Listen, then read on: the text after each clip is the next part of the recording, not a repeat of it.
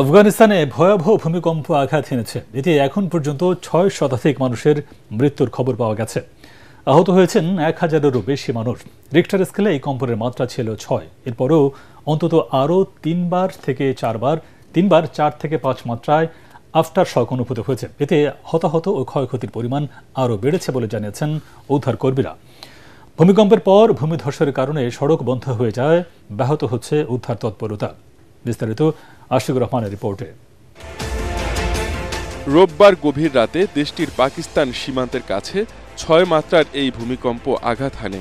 মুহূর্তেই প্রাণ হারান ৬০০-রও বেশি মানুষ, যার মধ্যে বেশিরভাগ ছিলেন ঘুমন্ত অবস্থায়।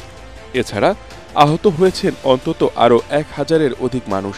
তাদের নানগারহার ও কুনার প্রদেশের বিভিন্ন হাসপাতালে নেওয়া হয়েছে। নিহতের সংখ্যা আরও বাড়ার আশঙ্কা করছেন উদ্ধারকর্মীরা।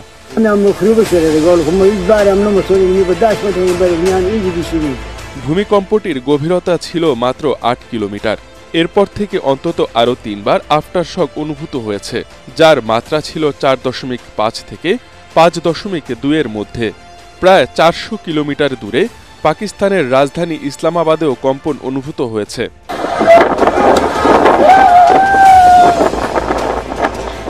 সংবাদ মাধ্যম আল জাজিরা ও বিবিসি জানিয়েছে, ক্ষতিগ্রস্ত এলাকাগুলো দুর্গম হওয়ায় কেউ সঠিক পরিসংখ্যান দিতে পারছে না।